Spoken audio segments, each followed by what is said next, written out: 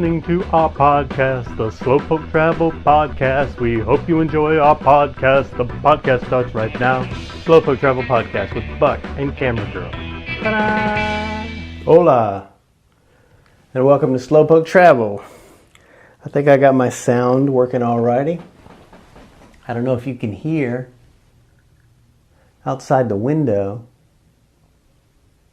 I can sort of hear some music and some drums. It sounds very New Orleans-y.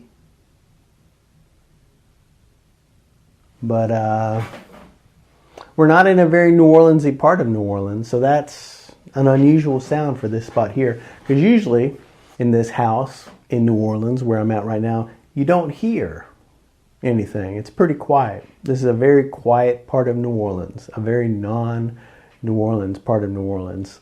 Or at least based on my experience, because I've always lived in a very walkable part of New Orleans. You know, in the Garden District, in the French Quarter. I've never lived here with a car. This is my first time being in the city any amount of time with a car. And we are staying in a drivable part of town, and it is a different experience. Doesn't feel as New Orleans-y as I remember it. When we first got here, we were staying in the Bywater, which is a neighborhood adjacent to the Faubourg-Marigny, which is adjacent to the French Quarter. So it was very walkable, and we could walk from where we were staying to the French Quarter, and there was no doubt that you were in New Orleans. Here, in this area, which is kind of a little east of Uptown and Carrollton. I don't know where it is in relationship to Metairie, but it is definitely kind of a non-walkable, drivable part of town. Although, Jiminy Cricket, the roads are not drivable. It is, it's like third world out there on these roads. We didn't drive in Mexico, so I don't know. Maybe I didn't have first-hand experience driving in Mexico. But the roads here in New Orleans, they can't be worse than Mexico. No, they can't be better than Mexico. The roads in Mexico cannot be worse than the roads in New Orleans.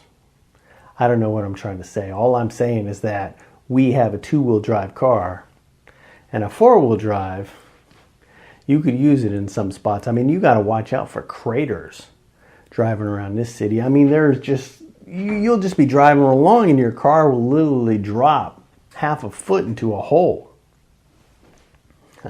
Keeps you on your toes. But I'm not driving a lot. We're basically spending a lot of time in the house because we got cats to hang out with, and it's a lovely home. We go out for forays around the city, but we're mostly hanging around the house. It's a lovely house in New Orleans, but not especially New Orleans-y.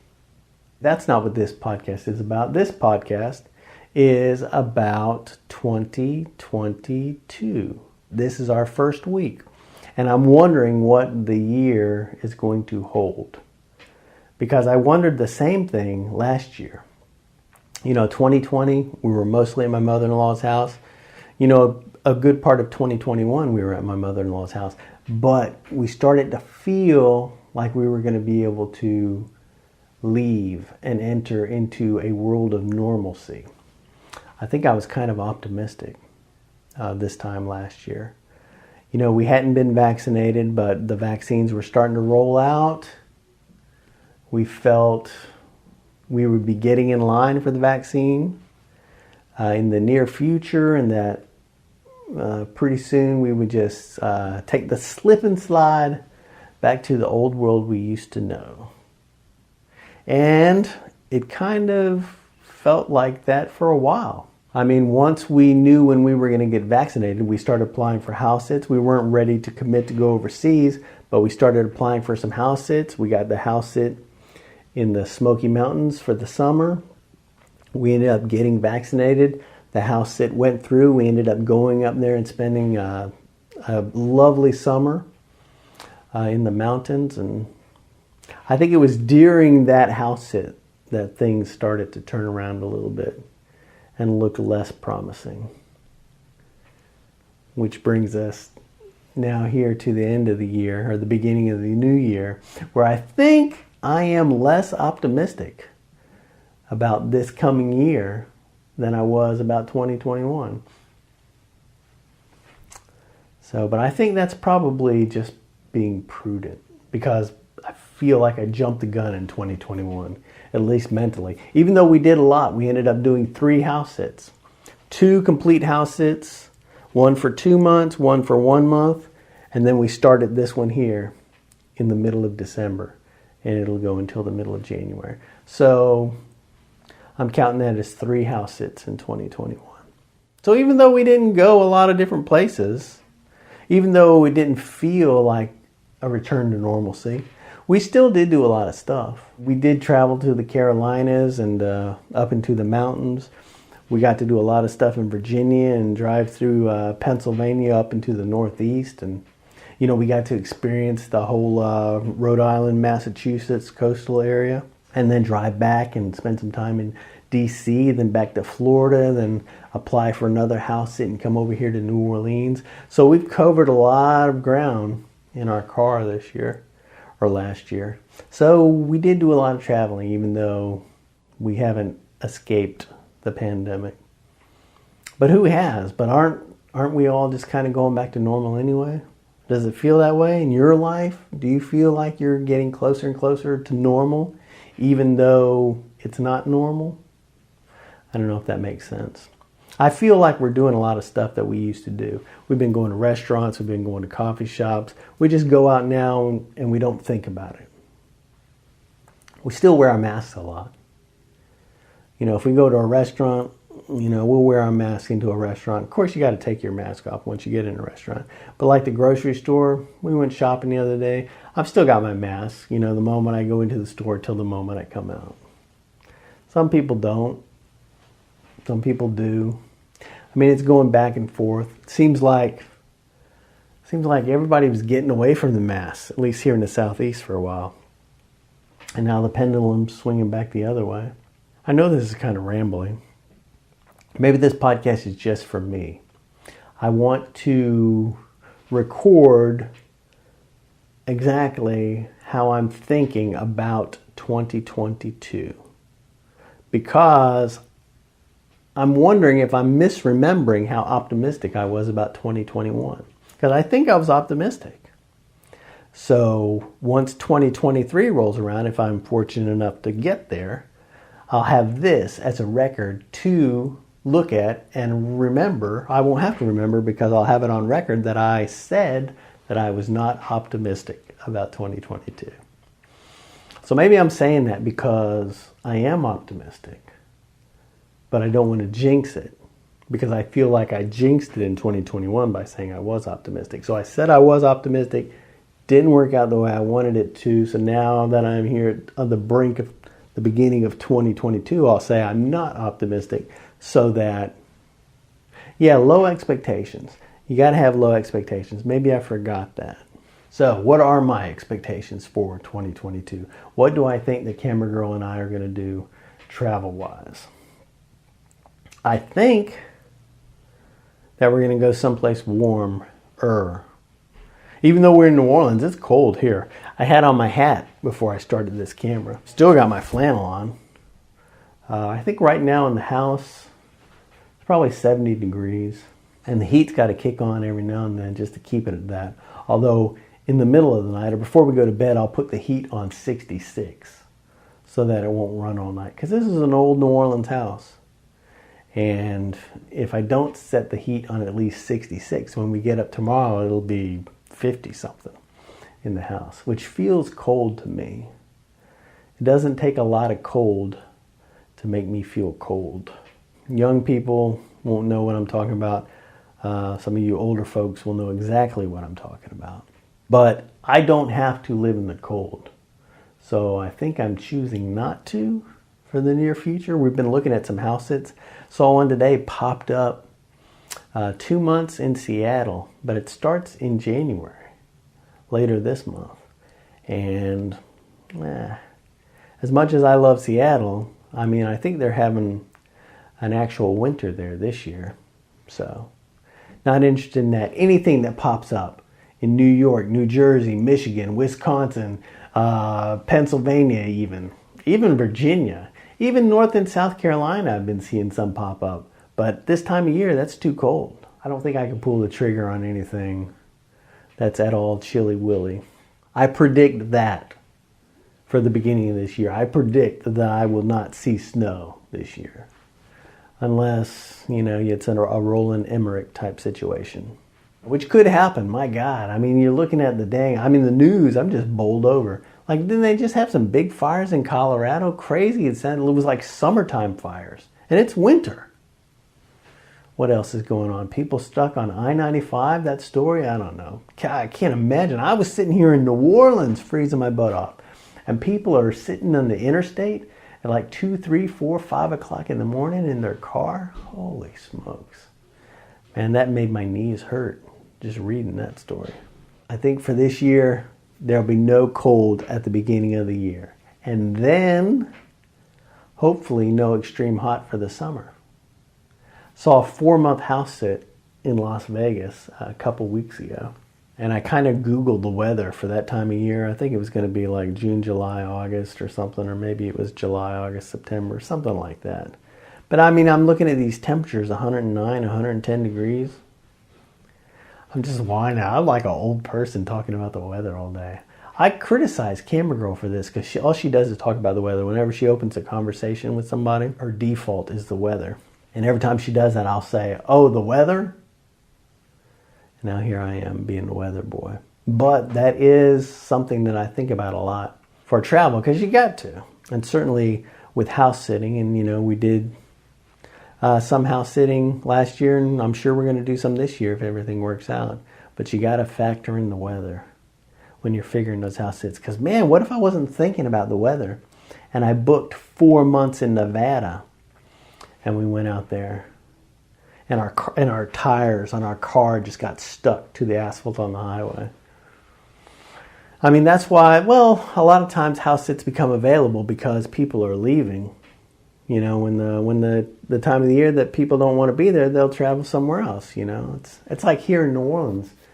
Mardi Gras is going to be coming up. We've been seeing a few house sits pop up here and there because some people just want to get out of town during Mardi Gras because it's such a crazy time of year. I'll look at these potential house sits, up in the north, and people will be saying, we need a house sitter for a few months, to come up here and live in our snowy homestead because we're going to Mexico. And then I think, well, maybe I can go to Mexico. Of course, we haven't pulled the trigger on Mexico, but we got it in our back pocket. So maybe that's a potential. We actually kind of thought we would look for a place to live here in New Orleans. And we did. I've been checking online, different kinds of things, looking at different potential apartments. But where I would want to live in this city, man, it's just so expensive. And we can't find anything that we want to pay for that we can get excited about. And just the cost of living here. We haven't done anything very extravagant at all. But no matter what we do, it seems to cost an extravagant amount. Almost everywhere. We try to go out for coffee all the time. But just going out for coffee, getting coffee and a couple of pastries here in this town, once you get that and the tip and everything, you're around $20. God dang. El Cheapo.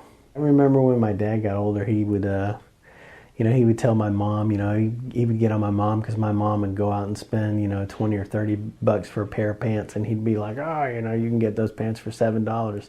Because he just didn't, he didn't really evolve with the economy. Maybe I'm not either. One thing we've thought about doing is when we leave New Orleans, maybe we'll go down to Miami. I've always had an interest in Miami. We had a great time in Miami a few years ago. And Miami's a place that's easy to fly out of, if you want to go to Central and South America. So maybe we'll go look at Miami and take a peek at that. That sounds like a good rest of the winter type place to be looking. Or maybe we'll just end up back in the Tampa Bay area for a little bit. But it's hard to say. As beyond that, who knows? So I guess I'm not really speculating about what we might be doing. unless we end up getting a place for a year to live, which isn't going to work out here in New Orleans. So maybe someplace else. Maybe we'll look in Miami. Maybe we'll look in St. Augustine. Savannah? One thing I'm very glad that we did was get our passports renewed during 2020. You know, since we were going to be sitting on our butt and our passports were only about a year away from being expired, we went ahead and got those renewed, which I'm glad we did, because I think it's quite a wait now to get your passports. And I think it might even be a little more expensive than it was just a year ago. So we're ready to go. I saw a house sit for 2 months in Panama. No pets. Looked beautiful. But camera girl, she didn't look at it very hard. And I wasn't trying to sell it because I still don't know how I feel. And plus, Panama is not the cheapest place, is it? There's a guy I follow online named Remote Darren. I think I mentioned him before. But he just did a huge quarantine thing, and now he's in North Korea. Not in North Korea. He's in South Korea. And he seems to be doing all righty, although it seems like they're masked up to the maximum. I think he said on some post that he hasn't seen one person out and about not in a mask. And I have no desire to go somewhere that's that safe. Here in New Orleans, hear a lot of coughing. I mean, everywhere that we're going, people are coughing. We have some family and friends that are doing a lot of coughing right now. And I think some of them have been tested, and it's non-COVID related coughing, but you don't know that when you're out and about. When somebody's coughing, it's a COVID cough, even if it's just a cold cough. Your ears hear COVID. I'm shocked that I haven't been sick yet. You know, I used to get sick every year like clockwork, you know. Sometime during the winter I would get sick, but I haven't been sick, or I haven't felt, you know, a cold or any kind of sniffles or anything now for a few years. And I should be happy about that. But I feel like, I don't know. I feel like I'm building something up. I feel like I'm building up a debt that I'm going to have to pay. I don't know. I got to get a better attitude. You know, like I said, I felt overly optimistic about 21. Now I'm coming into 2022 being, you know, kind of underplaying my expectations. Maybe I just need to raise my expectations even more. What is that called? Manifesting? What is that? Visualization, actualization? Something like that. I've been doing Qigong, so I'm getting all new agey.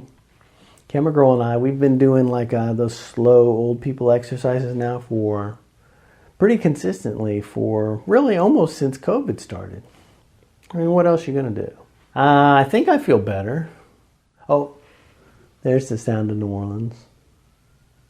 Can you hear that? It's a siren. I've been practicing my Spanish like crazy. I've been pretty consistent now for the last 3 or 4 months. Spanish still terrible, but I'm doing it pretty consistently, so I must be serious about going to some Spanish-speaking place. I was thinking maybe we could just go to Little Havana in Miami. I wonder what the reality of that would be.